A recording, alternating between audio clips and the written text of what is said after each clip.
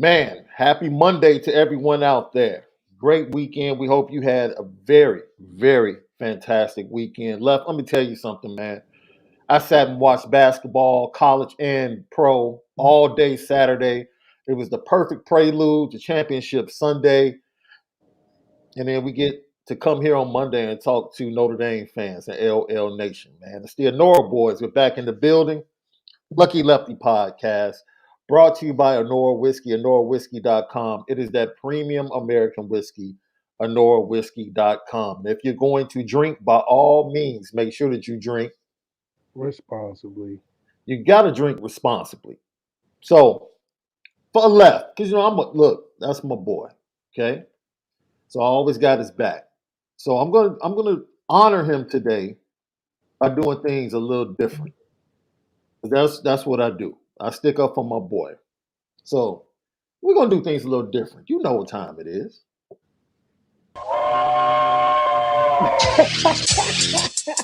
Petticoat, petticoat, petticoat,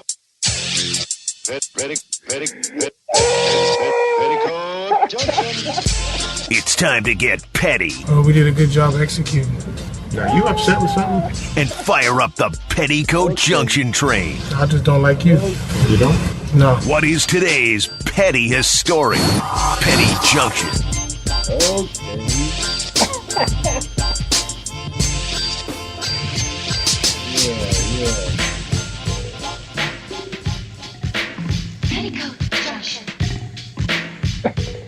Petty Junction, pettiest story of the day brought to you by Onora Whiskey, OnoraWhiskey.com, that premium American whiskey, OnoraWhiskey.com. Now, most of you might think I'm going a certain direction with this, right? I'm really not. I'm really supporting my boy. It was a tough weekend for my boy. Back-to-back days, back-to-back nights, tough.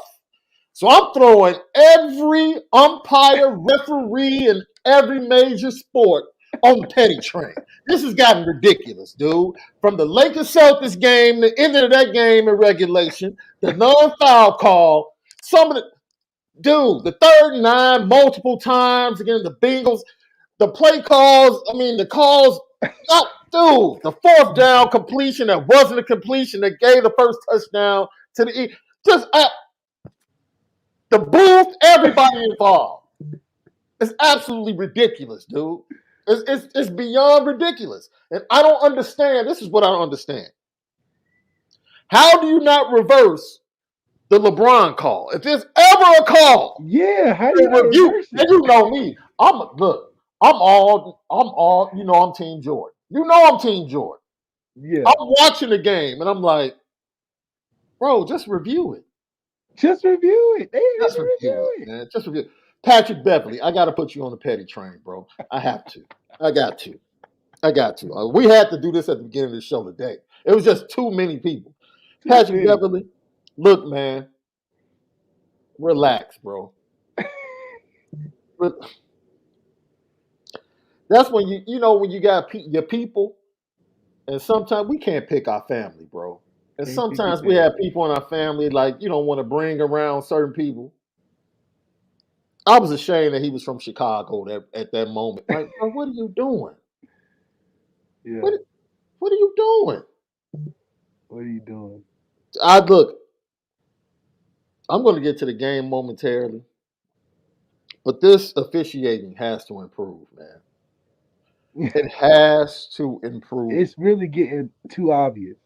Especially on the professional level. Now, if you're on the college level and you still trying to, get everything together, fine. When you get to the professional level, you're supposed to be the best of the best. Of the best. Like, even the refs are professional.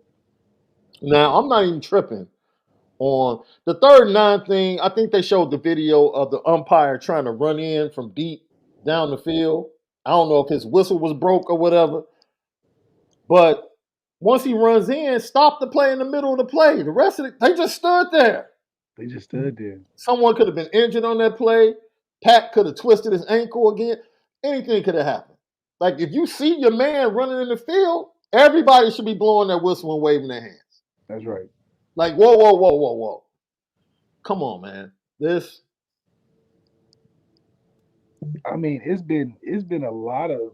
I think just because social media and how quick you can put the instant replay on Twitter, it just causes such a stir because it's so obvious. But in the midst of a game, there's so much going on that the obvious stuff from a hindsight, bird's eye view from the TV, you're like, man, just review the call, do it.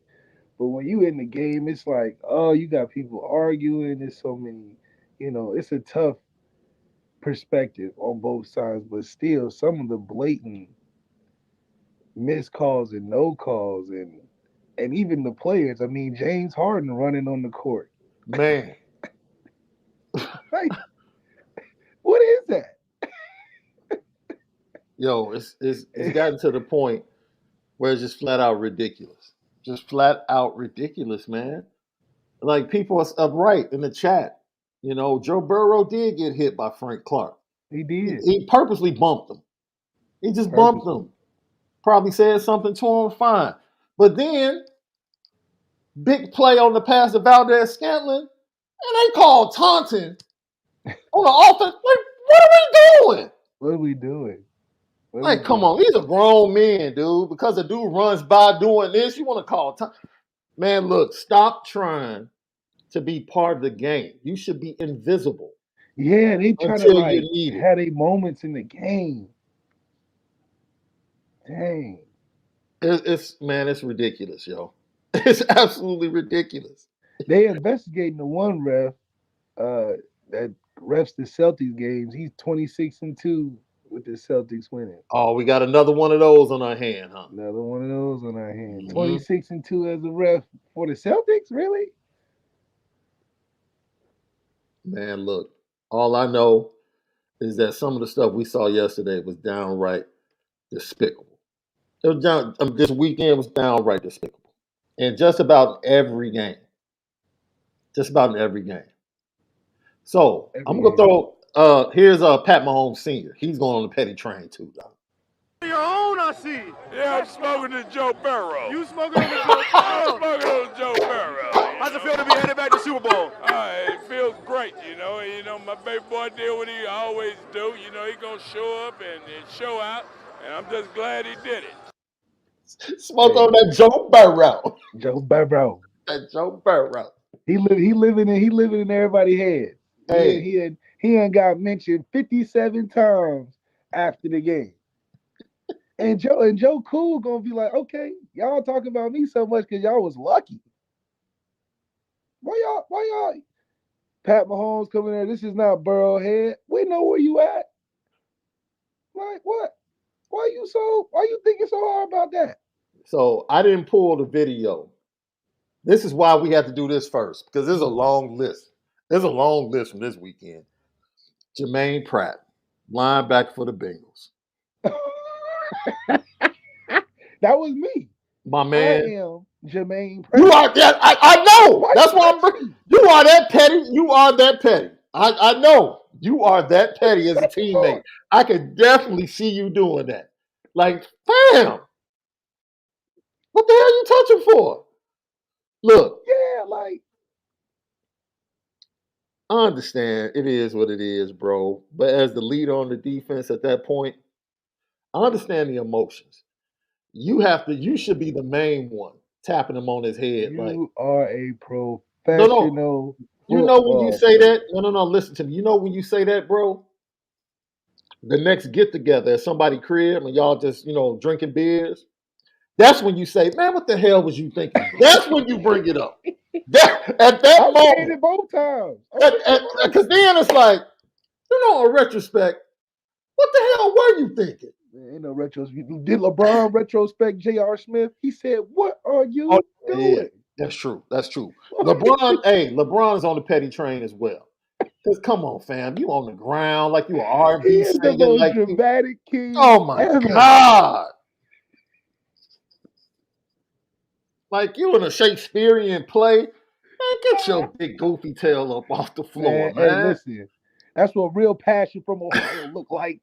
Is that what it Make is? the call. Is that what it is? Make the call, man. So basically, Ohio and our Chicago Cats just flat out embarrassed us in that moment.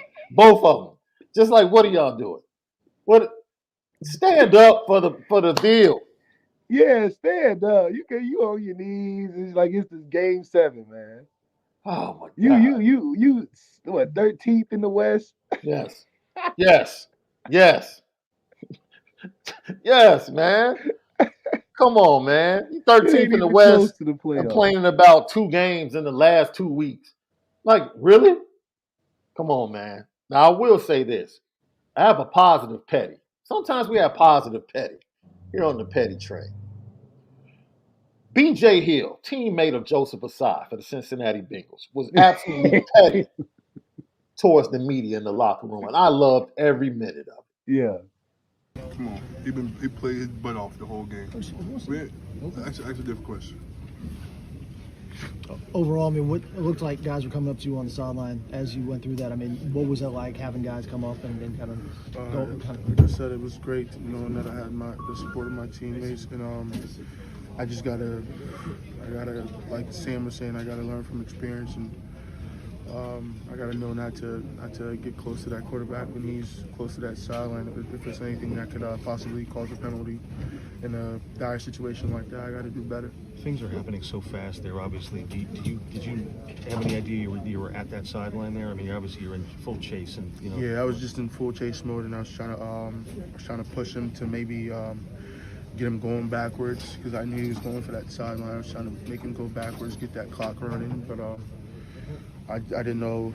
I haven't seen it yet. I didn't know how far out of bounds we were, but yeah. Did you get injured on that play? Yeah, my knee buckled a little bit, but we're gonna take care of it and get an MRI done tomorrow. Which knee? The right knee. What did Zach tell you after the game? He just told me to keep my head up. Told me there were a bunch of different plays we had to make that it didn't come down to that one, and we just got to keep moving forward. What your teammates told you? Same exact thing. They've been super supportive, and it's just I gotta be better, but they've been very supportive. How hard is that to kind of not put all that weight on you as you go through this? I mean, it's just. It's extremely hard, man. Come on, man. I'm sure it's tough. I'm trying to ask him about it. That's a really question, bro.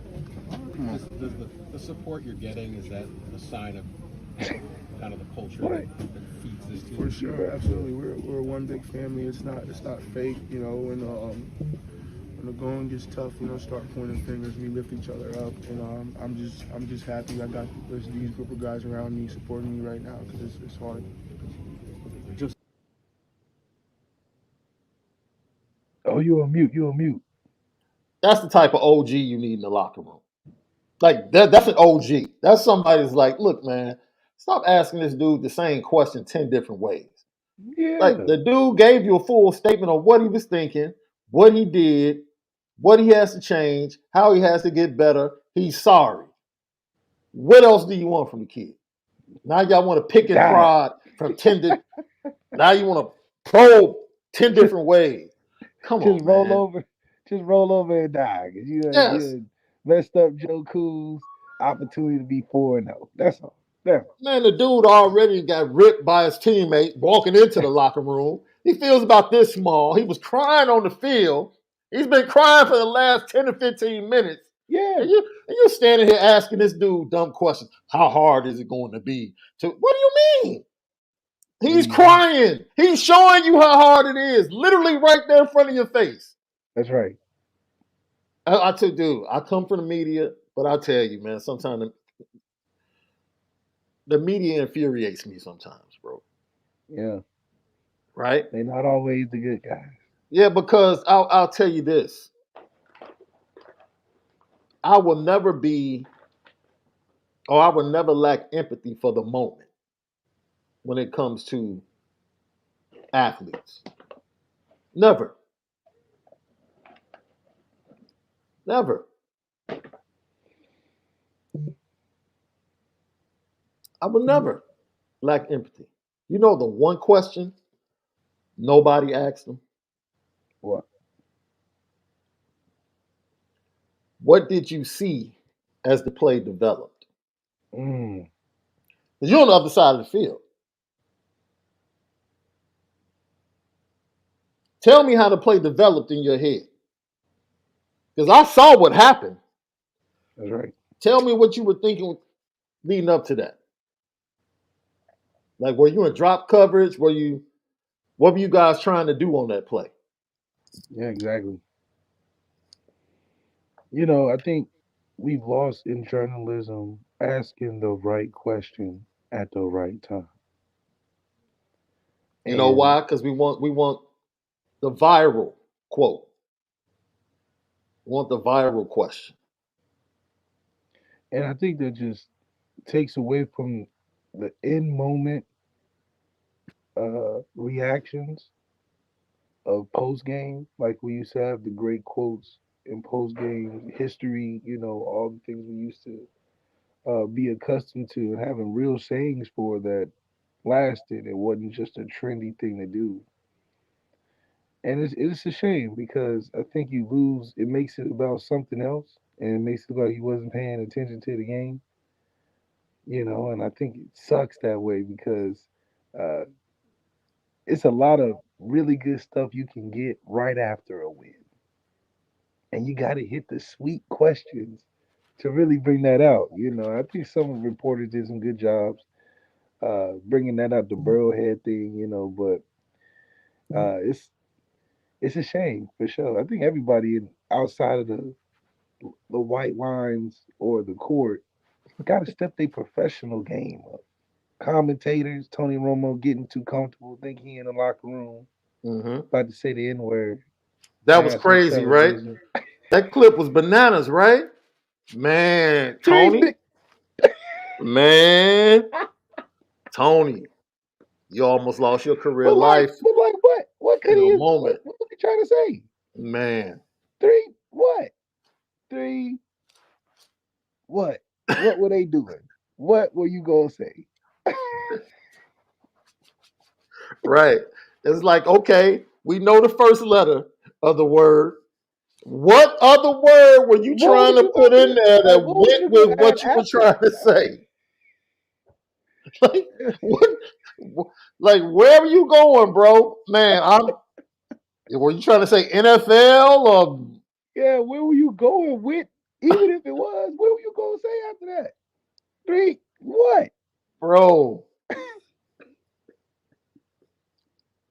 Look, man. You got Uber drivers walking on the court during the game. Where the security at? Where the security? The man walking it almost deflected the pass with his McDonald's. I tell you, this is professional sports, man. Man, I got to step it up outside the athlete. it was a lot. It was a lot. Lucky Lefty Podcast, Apple Podcast, Spotify, CFB Nation, YouTube. Follow us. Hit that like button. Let everybody know Lucky Lefty Podcast. We spin it different. I told you on Friday. I said, do not let this one-legged dude, boy, don't let me come back here Monday. And somehow, some way, this dude has found a way to win. Did he play good in the second half Let me at finish. all? Let me finish. Let me finish. Let me finish because last week when I tried to be objective about everything, you wanted to go crazy with Joe Burrow. I tried to be objective. I said, look, number one, they've only played one game in Arrowhead. Joe Burrow won that game. I said, so Eli Apple needs to shut his mouth because they only played one game in Arrowhead. I said, number two, every time they've played, it's not like Cincinnati is blowing Kansas City out. They play really close, highly contested games. It's two really good teams. If Kelsey doesn't fumble in the regular season game, they go down and they're probably up 10 points with like 5 minutes left in the fourth quarter. Possibly. If Mahomes doesn't throw the interception last year to B.J. Hill, this week Mahomes said, I choked last year. He said that. He said he choked. Like, dude, this is what it's like when you play when two good teams play each other. My whole point was Don't let it happen. Because everybody's trying to elevate Joe Burrow. He can't lose this game. Whoa. He can't. Wait a minute. Hold on. Let me finish. Oh, He can't finish. I didn't say wait. I'm not going that whole Josh Allen route that you go. That's not where I'm going. whoa. Yeah, because you can't. Because you're very disrespectful. Very disrespectful Josh towards is Josh very Allen. disrespectful, fooling the fans. Look, that's your opinion. Okay, fine. All I'm saying is pause. I told everybody until this dude actually wins a title, pause. Because that's the same criteria that's given to every great player in every professional sport. You don't get to be spoken about in the same echelon until you win something. Magic had to go through it. Mike went through it. Brady went through it. But dude, that Kobe went through it. That's Shaq went through it. Dude, win one. Then when you win one, now we can talk. People were talking, man, relax. Let this young man, now this is the test, bro. This is the test. We get to see how good Joe Burrow really is in the next couple of years, in my opinion. Because he's about to go through what Patrick Mahomes went through. Because T. Higgins is about to get the bag as a free agent. T. Higgins is out of there. The Bears are definitely going to show him the bag. Here we That's go. the first. I'm telling you. The Bears. The Bears. Dude, you just hashtag Bears and T. Higgins and watch how many tweets you see. Y'all got your boy Chase Claypool, the fifth best receiver in the league. By him. Lucky Lefty podcast. No, but really, Tyler Boyd is getting older. I hope he comes back from the quad injury next year. Yeah. But I think his contract is up in a year. T. Higgins, more than likely. If you pay him and you got Jamar Chase coming up in a couple, it's like, man, you have to shore up that offensive line even more, dude. Moving forward. It seems like Joe Mixon is on the outs. I don't know why, but it just seems like they just don't play him as much. So I think it's going to be some new offensive skill players coming in. And it's going to be interesting to see how Joe Burrow now moves forward. Yeah, I mean, he's off the rookie deal pretty soon. And he's going to be off the rookie deal pretty soon. So that's when the challenge comes up. And that's what's so impressive about this year collectively. I'm going to say something and people might be like, you're out of your mind. This is the best team. I didn't say the most talented. This is the best team that Patrick Mahomes has played on in Kansas City. Team. They win a different way. The defense is this is the best defense he's ever played with. Ever. The best team. And this is why everybody's like, man, the Eagles are going to kill them. It's a team game, dude. It's a team game. Go look at the last two good quarterbacks the Eagles played. Dak Prescott. I said the two good ones. Because the last five they faced have been Huff. Dak Prescott, Aaron Rodgers. Both put up 30 plus. This is when, best on best, the best pro pass or pass pro offensive line in all of football is the Kansas City Chiefs. The best pass rush in all of football is the Philadelphia Eagles. Let's go. It's best on best. The trenches are going to win this Super Bowl. It's not Jalen Hurts can ball. They got skilled players. Dude, what's up with these trenches? That's right. What's up with these trenches? Because Chris Jones is going to be a problem. He's going to be a problem. Do you realize 7 rookies that were drafted all made plays for Kansas City yesterday?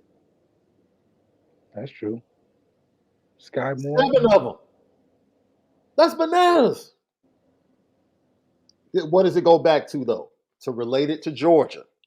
and Alabama. When you get to the level where you are an elite program or team or organization, it is not just about the big dogs.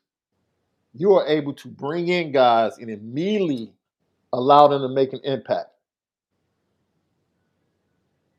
I had 4 rookies in the secondary, bro, against Joe Burrow.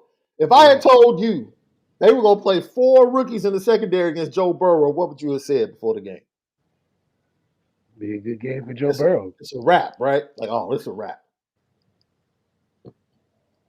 It's crazy. It's crazy. It's like people, man, I think people get so stuck on players, and this is why we want to talk about big game energy in Notre Dame today. We're going to get to that in the second half. Big games so many times as Zach Taylor. I want to ask you as a Bengals fan, too, your thoughts of Zach Taylor as a coach. Big games come down, we focus so much on one play. There's so many different plays that change the ebb and flow. If Pat doesn't fumble, they're in Cincinnati territory. If he doesn't fumble, that's a first down play. Do they go up double digits? We don't know. You're thinking, here we go again. Kansas City has another chance to put the Bengals away, and Pat chokes. There's just so many things that happen. I think early on, the offensive line was confident, right? Cincinnati, coming off that Buffalo game, they dominated Buffalo up front. They dominated Buffalo. And, dude, Chris Jones and that crew in the first series just like said, this ain't Buffalo. This ain't Buffalo. And they started putting 2 in the backfield to help with protection. That was the adjustment. So that's what I love seeing. I can watch those 2 teams play 10 times, bro. Yeah. 10 times. I know it's going to be a close game. It's going to come down to the end. I'm not moving. I'm not ordering any food. I don't even want to go to the door to get the food. Not yet. I'm locked in. That's true. And this is what Notre Dame, this is what you want to see at Notre Dame over the next 2 to 3 years. Yes. That same big game energy, right? It's what we said.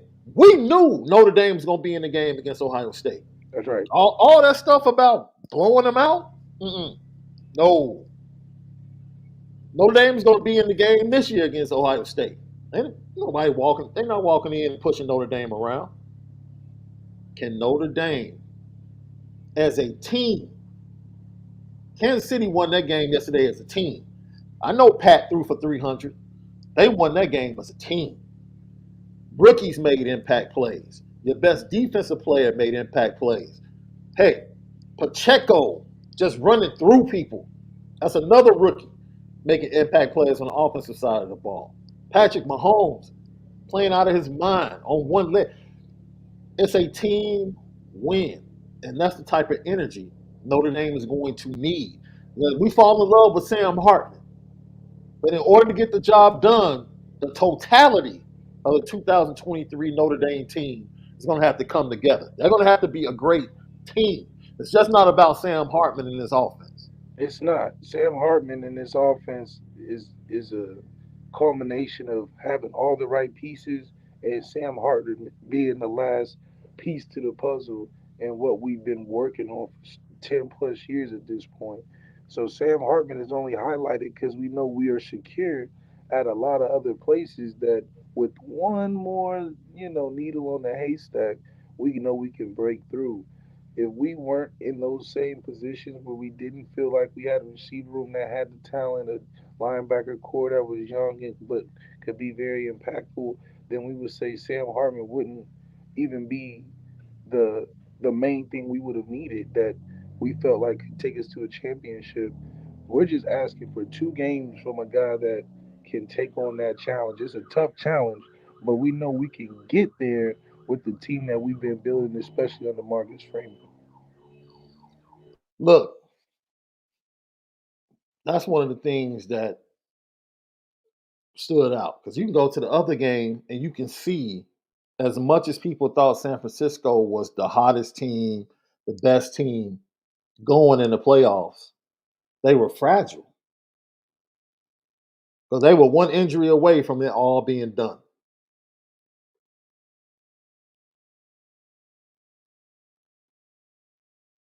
One injury away. So Yeah. it's just crazy to see how just one or two things can really make the difference in the season. I mean, we saw the Eagles San Francisco game. Brock gets hurt with his wrist or was it elbow, one of the two. Josh Johnson comes in, gets hurt too. I mean, game over. Game Man, over. I feel bad because I'm like, man, that's you couldn't find a better backup. You had to realize that Brock Purdy could have gotten injured in a game. Like that's the best option you had. You couldn't go get a veteran. Well, Josh Johnson is a veteran technically, No, no, but no. Well, a more viable veteran. that's the thing about the league. You don't really bank on your quarterbacks getting hurt, which makes it so tough as a market to even get in there. But that's why they, recycle guys like Andy Dalton and Matt Barkley all the time, Yeah. is because they have just enough. Not enough to win over an organization, but break the glass in case of emergency. But that also shuts out a lot of younger guys trying to get in there and get that second, third, reps in positions that have a little more talent and not on the back end of a career. How do you feel about the way it looked? I've never dealt with this. You're a quarterback. I don't know. Maybe you've had your arm hit before you came forward on a pass, and you can like relate to what he might have been dealing with. It came across like he was asking out of the game. Like, dude, this is the NFC Championship. Yeah, I think Like, you put that in retrospect to like seeing Patrick Mahomes like telling the KC doctors, like, I'm not going in the locker room. Like, you're not taking me out this game. And then, and it's a right. little different though. Your arm is a little That's different than true. your That's leg. true. I'm sure if That's true. Patrick's arm got hurt, his ass would be like, I'm not gonna be no sitting duck out there. So I think Brock Purdy, being that he is Mr. Irrelevant, Yeah. everything had to go perfect for him to be all right. That just shows you that he's not. That shows you that they need to keep Trey Lance, but it also shows that it takes a lot to be that dude because you got to be that dude in the moment. You can't be that. You can be that dude over a long period of time, but being that guy in the moment, Yeah. it requires you to do more than what the average requires. You see a guy like Patrick Mahomes go down, yeah, it's his leg, but still, I've had a leg injury, and that's the worst injury you can get, in my opinion. But in the heat of the moment, being able to have the tape up jobs and stuff, he toughed it out, which a lot of guys that I know, and then just from watching the sport, is not an easy thing to do and be effective. Yeah. Getting your arm hurt like that, it's a numbing feeling. So I've had my hand on helmets before and stuff like that. But if he's saying he's in cap, I mean, they ran the ball every time he was in there. So, Well, he said he um, couldn't throw the ball down the field. He said I can complete short passes, but I can't throw the deep ball. I'm like, so you can throw, yeah, that just just don't shows throw it deep. he's telling himself where he's limited at, but he's also knowing that he can push through a lot. So it goes back to how some guys are really built like that and some aren't. And it's Mm, not a knock on Brock Purdy, but it just shows when the level of competition gets that high is a reason why Joe Burrow, Patrick Mahomes, the Tom Brady's and of the world are in the standing in the end. yeah, Because when the smoke get intense, it's not too many guys can just withstand it when things don't go right. I'm sure yeah, Josh Johnson didn't go in the game thinking he was gonna leave with a concussion. yeah, He probably woke up this morning. Probably got him a nice, Budweiser or something. Like, man, I'm about to see my way to the Super Bowl. yeah. Lo and behold, Josh, get your helmet. He probably couldn't even find it. Like, yo, for real? I'm He over going there in. trying to swag out with the towel and the 50 on 50 hat, talking to his guy. Oh, Had dude. to grab it. So then, you go in there, he looked like he was like, man, I only had 2 reps all week. And I got here end of the season. So I think in situations like that, it's especially professional sports. There's no such thing as next man in that circumstance. Because you really just have another office guy in the quarterback room. That's a good study, a guy that can help you learn some stuff. But you're only keeping two capable guys on the roster, honestly. Yeah, yeah. Well, it's that new rule too with the NFL with two roster spots. I saw Brady Quinn tweeting about that yesterday. It's kind of ridiculous.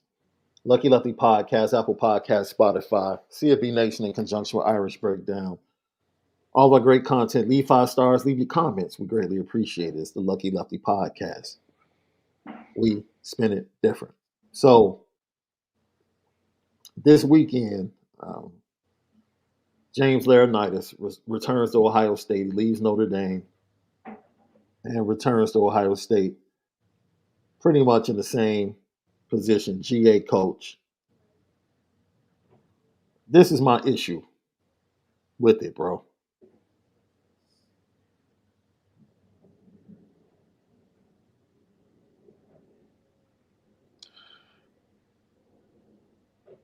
He's been heavily involved with multiple recruits.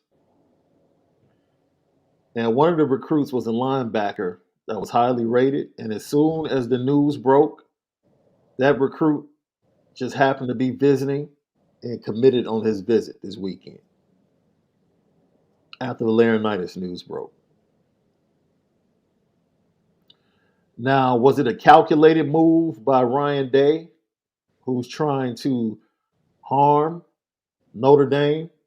We've already talked about how Georgia and all these top programs are seeing Marcus Freeman coming and teaming up on Notre Dame as it relates to Justin Scott.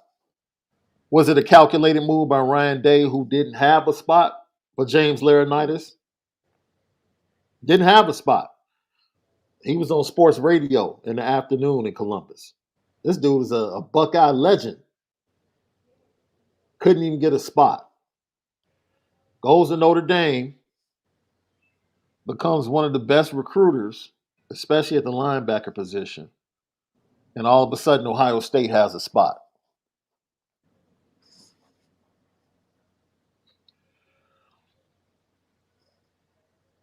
Look, you can point to the linebacker play and question James Laurinaitis.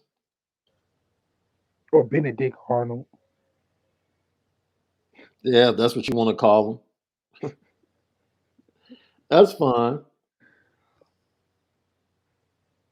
Who's going to recruit now? Al Golden? Al Washington? Like, you tell me the surefire recruiter on the defensive side of the ball. Mike Nick. Because as of last week, James Laurinaitis was number 2 on the defensive side of the ball. Number 2.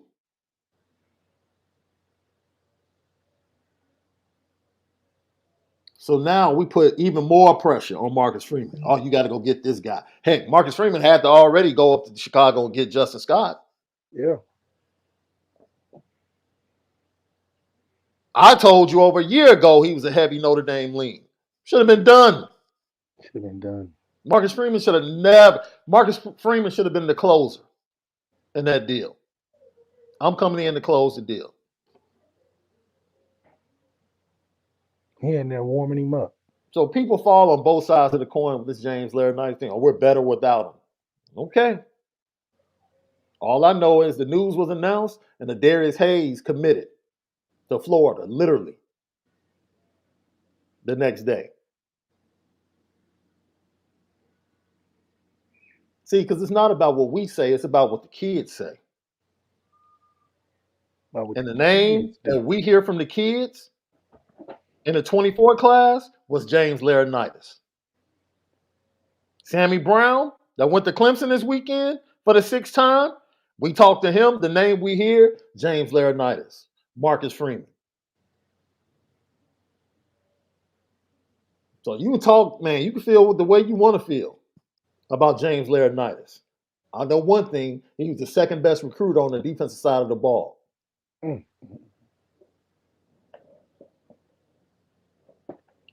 That's it. I don't like the way it went down, though. I'm gonna keep it a buck. Because if Marcus was supposed to be your boy, And gave you a chance. when your dude, Ohio State wouldn't give you a shot. Man, Ohio State could have created a situation for him. Yes, it was done to try and hurt Notre Dame from a recruiting standpoint. Because they know they don't got a better quarterback. Yeah, they don't have a better quarterback because they had to go out and get a transfer quarterback for Oregon State who's in his 7th year this weekend. Wait a minute. Y'all getting transfer quarterbacks in? What's wrong? What's wrong with the two you got? Uh-oh. Wait a minute. Uh-oh. Uh-oh, Ryan Day. What you trying to say? Left? What? I told you. I told you that quarterback Common Core was not going to be it. I told you. When Marvin Harrison Jr. said he wanted to potentially leave, it's because they know. And I'm like, we got the better room. So if any time they get him is right now. Anytime right now, they down. Ryan Day knows it, and he knows that he can't coach quarterbacks.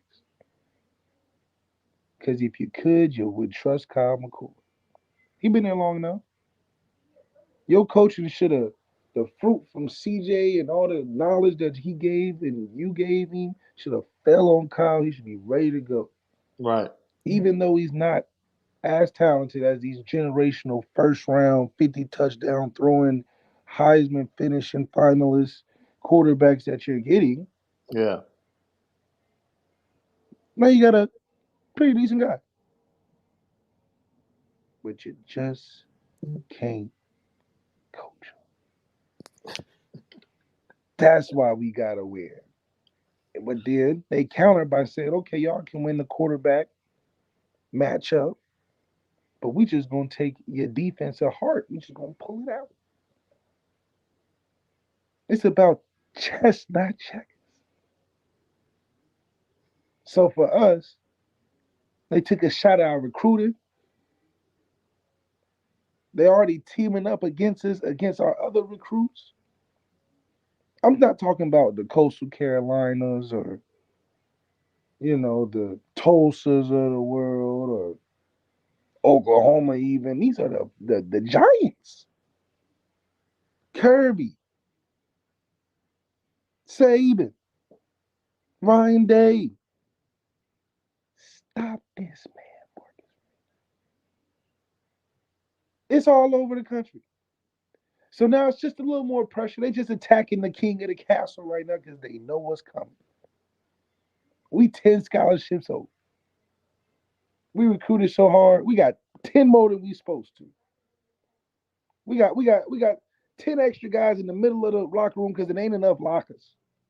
We recruiting that good. So it's okay. We taking the shots. But we sending them right back. That's what we in there for. That's why we going to be great this season. Oh, okay, you're going to take our defense group. Well, we're going to get the best transfer recruit, and that's a quarterback in the portal. How about that? And we got Tyler still. How about that? How about that? So we're not running from the smoke. We just ride the wave. It's just the wave. We the wave runners. Marcus Freeman with the jet and the limo everywhere. Dolo.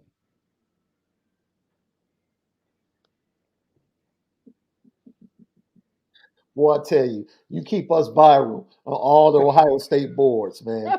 Each and every week, boy. I love it. Lucky Podcast. Thank you all for your support. Man, we talk NFL playoffs, big game energy. We're going to continue that because we really just teased it a little bit. Well, we're going to get into how the Notre Dame team will be a complete team in 2023 because Notre Dame has always been that team. Well, defense is going to keep us in the game. We know the defense is going to keep us in the game, right? But somehow, some way in the big games, Where's the offense? We're going to talk about that coming up. Lucky Lefty podcast. You already know. We spin it different. So, Left, we saw and we discussed after watching the NFL playoffs championship Sunday that big games, if you haven't, it's hard to explain, right? And you come to Notre Dame, you kind of get used to it, right? You get used to it first as a freshman standing on the sidelines. And then when you first play in one, it's kind of an eye opener initially. Like, oh. But then it becomes common nature. And for Notre Dame football, big games have been common nature. This is what Notre Dame does. But I don't think Notre Dame has gotten to the point where you consistently feel like Notre Dame is going to win these big games consistently, right? I can't tell you the last. Well, I'll take that back. I think Clemson last year was the last big game because, first of all, I didn't consider North Carolina a big game. That's just me, not North Carolina football. Like, that's Basketball, maybe. Basketball, maybe, but no. But they're not even ranked right now. Facts. The Clemson game was the last game. I don't like the Syracuse game. People thought that was a big game. That's not a big game. It's Syracuse. There's something wrong with us if we don't spank Syracuse. Yeah, like what's serious in Buffalo? Right. Clemson was the last time that we both, shockingly to others, felt like, oh, Notre Dame's about to handle these dudes. And a lot of people were like, I don't know. I'm like, Notre Dame's about to run the ball on this squad. But they got Brazil and Miles Murphy. I'm like, nope. Won't matter. And that's exactly what they did. And defensively, offensively, we weren't scared of DJ as a quarterback. So we were thinking how they're going to score points. Yeah. But how can we transfer that same feeling to the big games they have this year? And I think right now, you are far more confident about the Ohio State game than I am. Really? You are. Really? I think I am extremely confident about the Clemson game. I don't care where it's being played. I don't care about the changes. I don't care about the changes to the new coordinator. I don't care about any of that. You still light in the trenches. You still soft in the trenches. Not worried at all. But they don't have better quarterback play. Ohio State's not even known to be a running team. You think they're going to convert to a run-first team? They haven't been a run-first team in like 5 years. That's not what I'm saying. At some point, Clemson probably has played. This is a good question. The difference between Clemson and Ohio State probably has been the two quarterbacks. They won't keep it a buck. Getting Trevor Lawrence and Deshaun Watson is Dabo's entire resume. That's his entire resume. And not the only reason why they beat us. And the main reason they beat Alabama to win national championships. All right? Because it wasn't like they stopped Alabama. They just look like such an ACC team without those two guys. Yes, that's what it feels. That's a good point. It's like y'all really are an ACC team. Y'all just got supercharged with two superpowered quarterbacks. Because the quarterbacks gave them an SEC feel. Y'all got. You just start thinking of other players they have because they're a good team because of the quarterback. Yeah. So now you getting good quarterbacks, but not the guys you had. You just look like a real solid ACC team that's coached better than the other ones, but you still an ACC team. Yeah. So my confidence level for Clemson is pretty high, even because walking Cade into Klubnik's good, but I don't think he looks generational like no, Trevor's first game. no, no. I think he'll still give us 2 interceptions. Flat Yeah, out. the way Ben Morrison had him frazzled, heck, the bowl game they played, the way he had him frazzled. Yeah. Yeah. Now, I will say this. That USC game at home, I think eventually will be the toughest game. You think so? I think it's going to be the toughest game. And the reason I say that is because They have a better quarterback room. if I felt better about the pass rushing, see, it's an unknown. I have confidence in the ability of the youngsters. But if I knew for a fact that we were going to pressure Caleb Williams, then I would be like, oh, it's a wrap. But I don't know because I think our secondary is going to be a lot better against their receivers, sort of how Utah was against their receivers. And we were down 2 of our top 3 defensive backs when we faced USC. And I like Jalen Sneed in open space against a Caleb Williams. I think that athleticism can give him some trouble. Left, that's a good point. That's a really good point. Being able to not only get him out of the pocket, but chase him down and get him down. Him and Prince Collie in there are like predators now. Yeah, that's a good point, Left.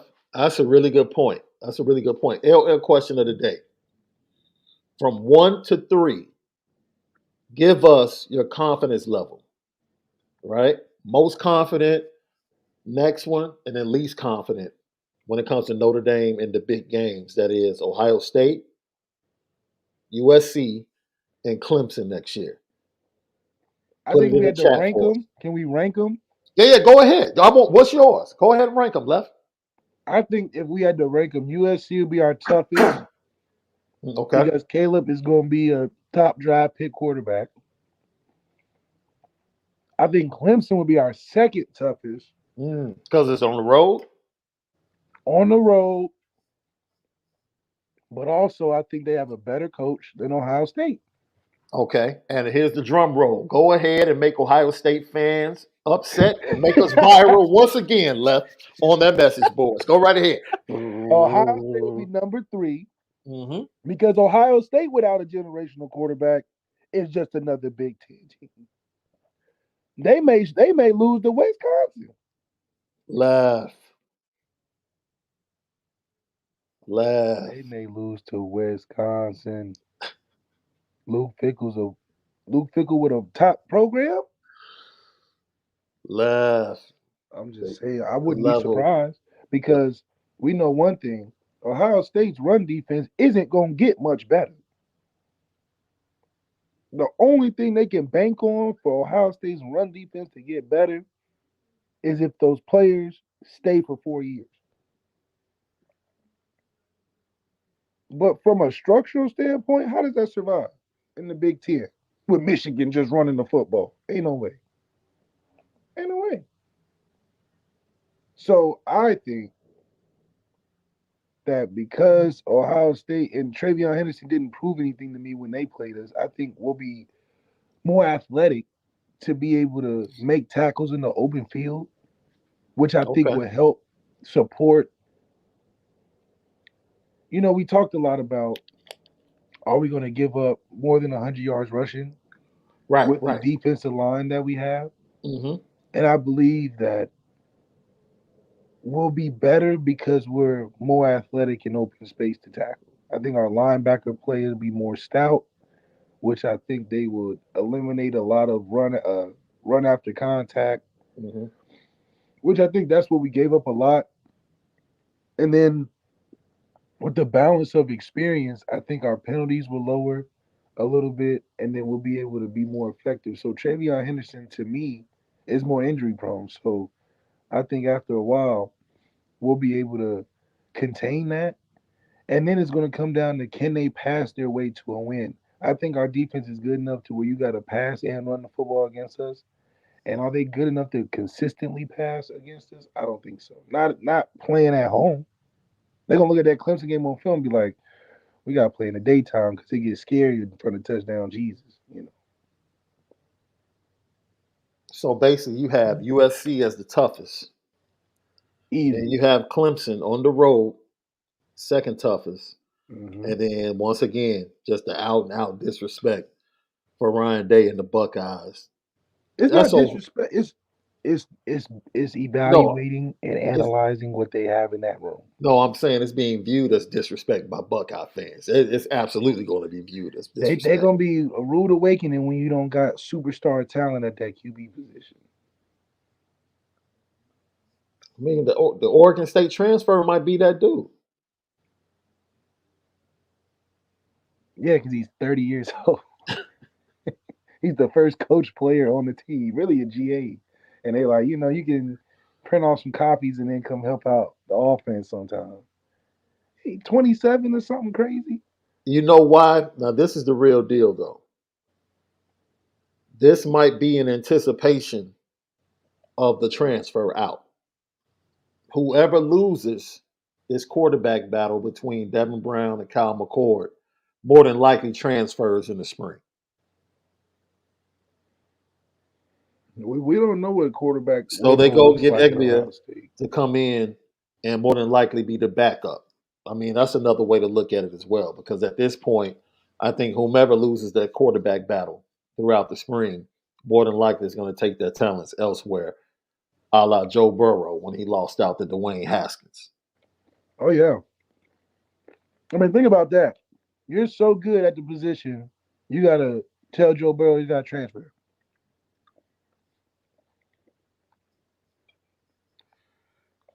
Yeah, I mean, they really haven't had a bad quarterback, honestly. Man, since Urban got there, right? Well, Terrell Pryor. And you can go back before. Yeah, I guess you're right. They haven't had a bad quarterback since Troy.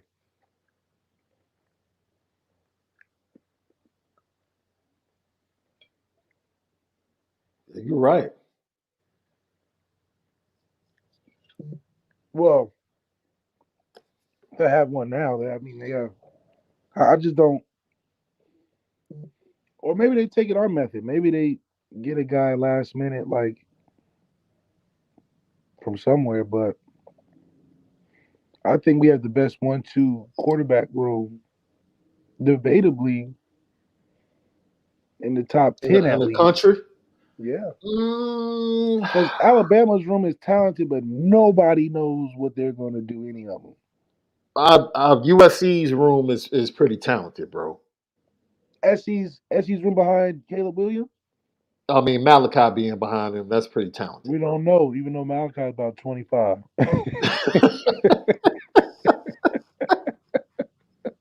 Some would argue that Texas with Arch and Quint Ewers is talented. Man, I'm not giving that Arch thing no I'm credit just don't shoot until the he holds messenger. the I'm just national saying. championship trophy over his head. How you gonna be a 5-star plus and you off of what? Some people would say Joe Milton and Nico. Tyler Buckner as a number 2 is better than any other number 2 in the country. That's a good question. Is Tyler Buckner the best backup slash 1B or 1A quarterback in the country? In the country. Sam Hartman gives the buffer of, yeah, we got something that we like and that can be really good for us, but we got something in the tank that's just as good, kind of, but not ready yet. That's dangerous. How many QB rooms can say that? Clemson couldn't say that. Clemson just said, we got a guy that we really want to move past with a guy that has potential, but he ain't that guy. Ohio State is like, we got that guy and a bunch of fellas in the room. Notre Dame, we had a bunch of mailmen with one potential nuke. Potential. We ain't never seen nothing like a Tyler Buckner in a college football stage. Alabama switched it up, brought a Tua in. Oregon brought a Mariota. We brought a Tyler Buckner. That's different. But he's the best backup in the country, if not 1B, whatever. I take those two over Quinn Ewers, who very talented, but fizzled out towards the end of the season. I'm really thinking about the best rooms, just for discussion's sake.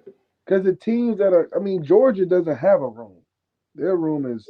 I think, look, Jaden Daniels and the other kid was Nussmeyer. That's a pretty decent room. I'm taking Tyler Buckner over Nussmeyer, even though I think Nussmeyer is pretty solid. But he's had a lot of flash moments, just haven't had the same amount of time as Tyler Buckner, pretty much. Yeah. Without injury. But Sam Hartman versus Jaden Daniels, that's a good matchup. But I'll take I'll take Sam Hartman because we have the better all-around team, like you said. Yeah. And your boy down there, Ole Miss, he's just collecting quarterbacks.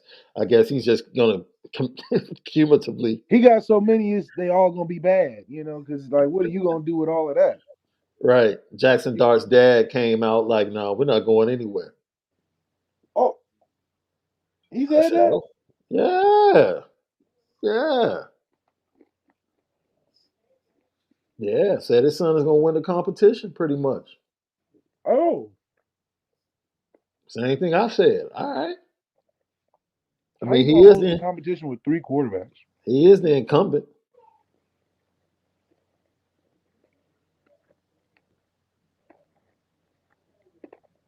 How are you going to host a quarterback competition with 3 quarterbacks? Yeah, that's a good point. Left, you might have been onto something. Lefty Podcast. Apple Podcasts, Spotify, CFB Nation, in conjunction with Irish Breakdown, all of our great content. Leave 5 stars in your comments. We greatly appreciate it. Lucky Lefty Podcast. We spin it different. Left, before we get out of here, the team building, roster building that leads to winning big games was on full display, in my opinion, in championship weekend. We saw the second and third running backs for the Philadelphia Eagles scoring touchdowns. They controlled the trenches. Really do. The defense just smothered San Francisco. And, they knocked the quarterbacks out.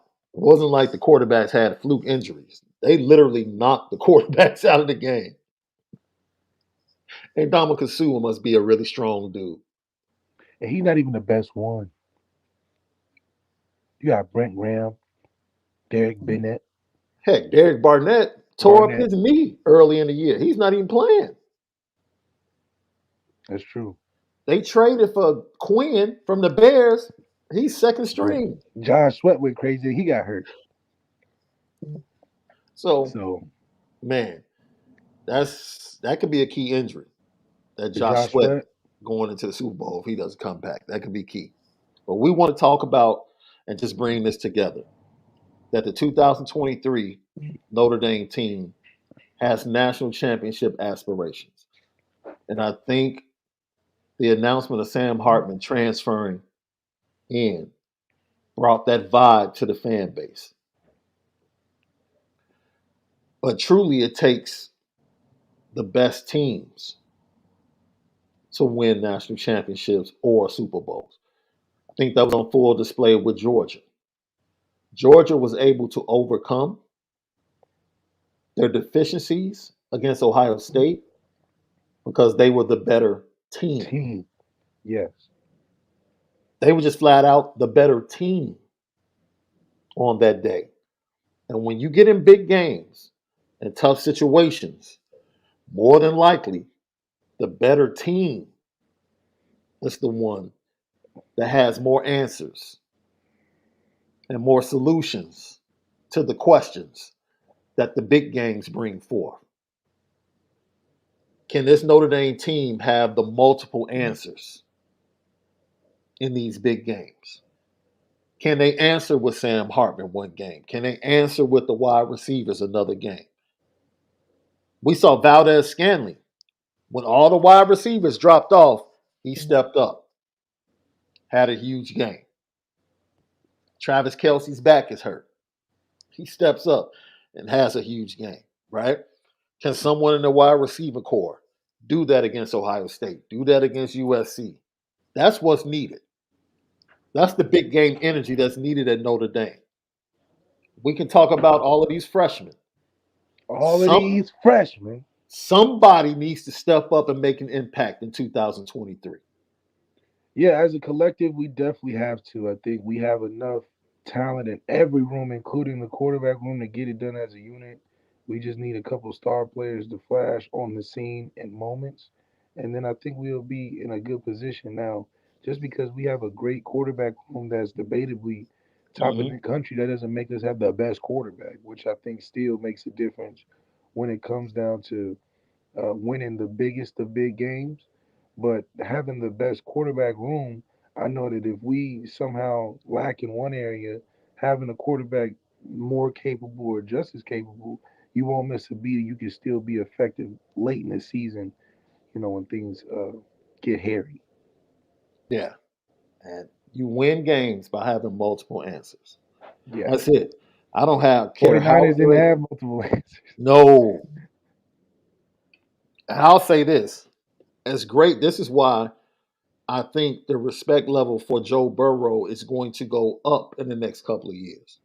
Because the truth of the matter is, Joe Burrow, in my opinion, has been blessed to be put in situations where, as a quarterback, he had multiple answers. Yes. When he went to LSU, he had multiple answers to whatever our defense wanted to do, right?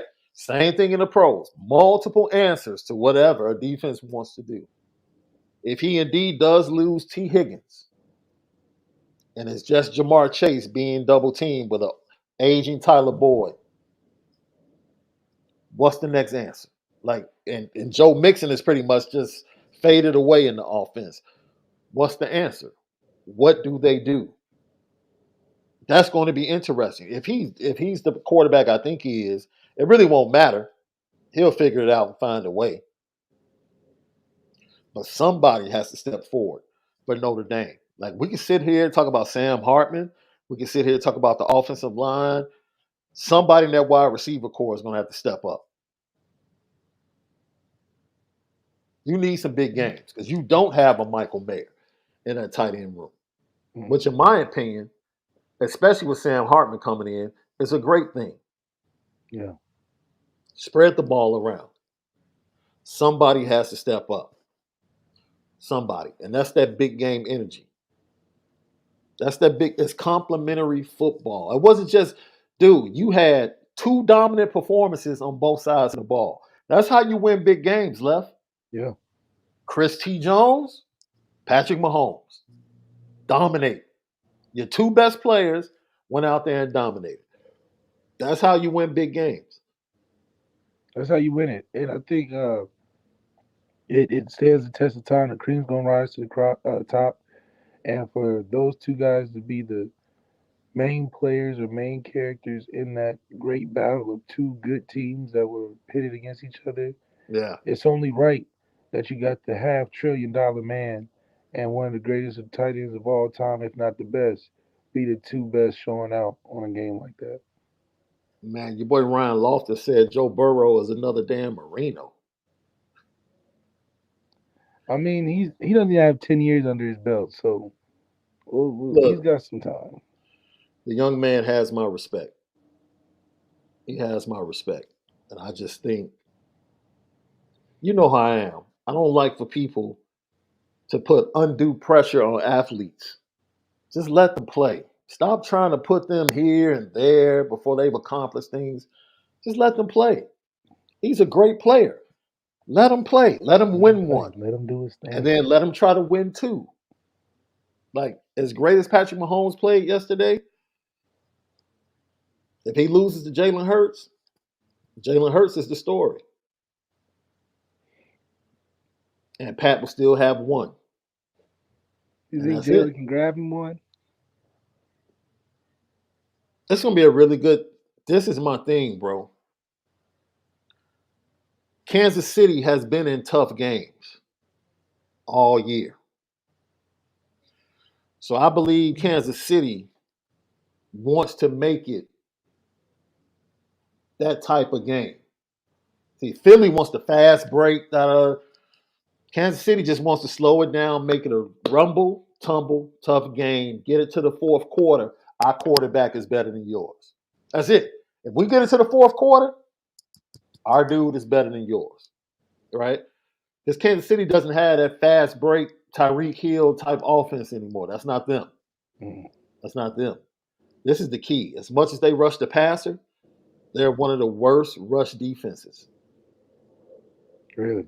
Yeah, I think they improved late in the season, but they were like in the 20s, like for most of the season. Mm.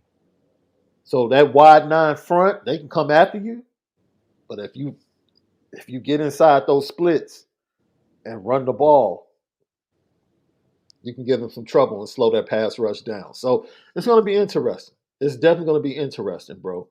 If Philly jumps out in front, I think Kansas City will be in trouble. But if that game is close, yeah, it could be a problem. It could be a problem because Spags is going to come out. Jalen Hurts is going to get hit. Oh yeah. Spags, he blitzes everybody, right? That's The right. Eagles, this is the thing, the Eagles don't blitz. I think they're like the 29th in the league as far as number of blitzes. Now, they have 2 weeks to prepare, and maybe they bring some new stuff, but that's not who they are. They rush 4, and they play man. So, is Kadarius Toney going to be healthy? Mm-hmm. You know, is Hartman going to be back and healthy? Is Juju going to be back and healthy? I'm assuming Travis Kelce will be healthier than he was. That's right. Yesterday. So if they want to line up and play man to man, and everybody in Kansas City is healthy, and they want to play man to man against Mahomes all day, okay, go ahead, go right ahead, see how that works out. That's right. They'll eat you up with Travis Kelce. So it should be interesting. I think it's gonna be a really good game. And people are always like, man, it's gonna be a blowout. Man, it's a big game. Super Bowl. It's a big game, right? That's right. It's a lot of players on that Philly offense that have not been in a big game. That's right. A.J. Brown. Jalen Hurts.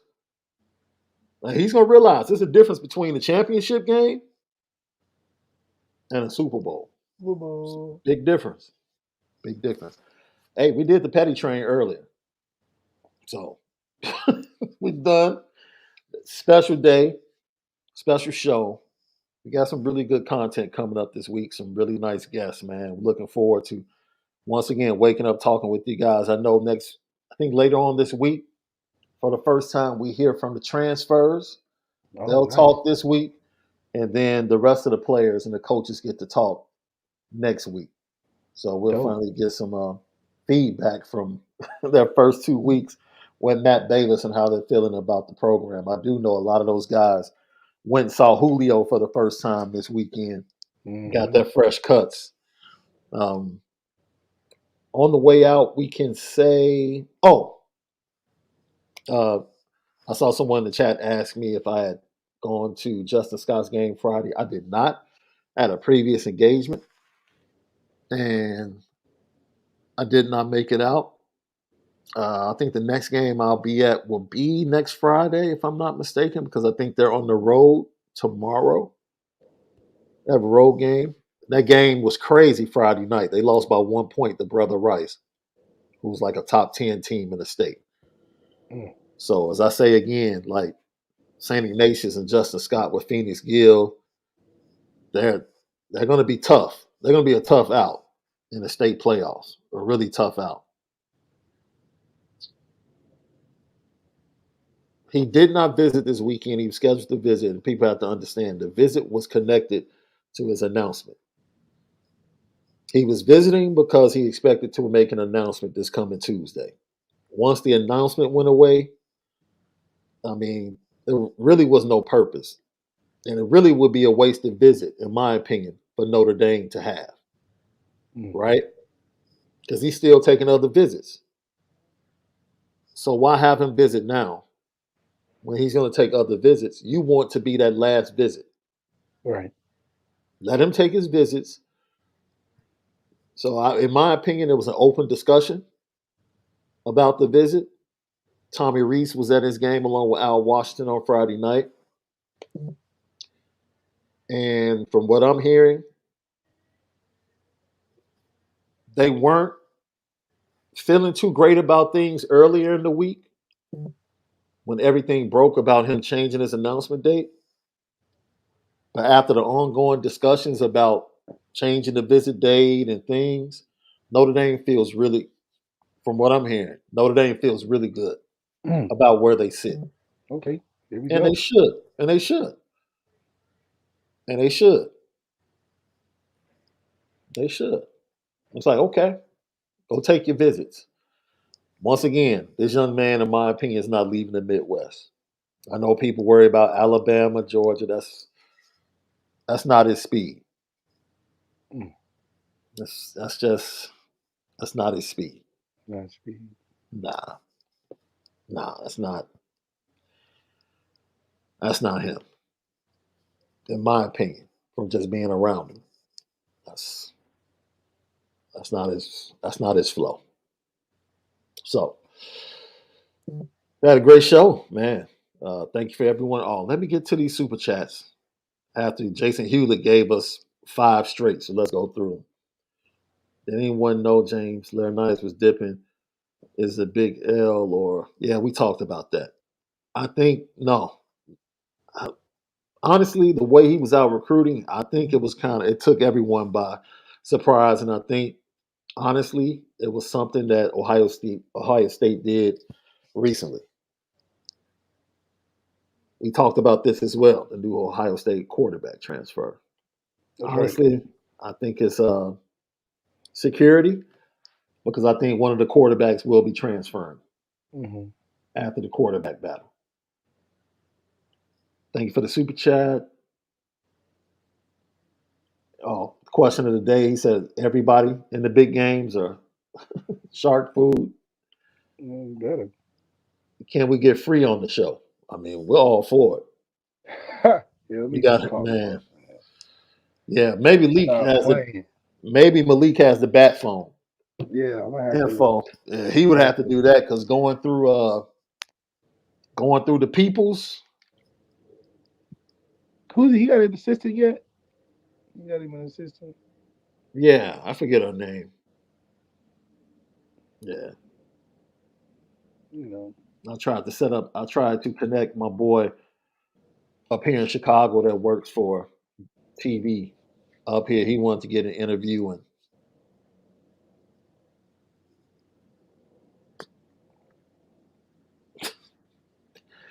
this is funny. This is something I think Malik is really Yeah, trying low to key, make man. this happen. That's the hard man to reach right there. Hard man to reach. I think he in a church or something right now. Wait a minute, are you being serious when you say that? Yeah, like he really devoted in the church. So you might have the GC connection right there, Shaun. Yeah, I heard he was in Chicago for a little bit, and from there, but Left is trying to track him down. Definitely gotta get Eb on, man. That's my guy. Man, that's the Godfather, yo. Hey, have a great Monday. We'll see you tomorrow for another great episode of Lucky. It just feels strange not hitting the petty train right now. But That's we why had we to do spin it. different. Yeah, we had to do it early today, man. So for Left, have a great Monday. But most of all, make sure that you spin it different. Talk to you tomorrow.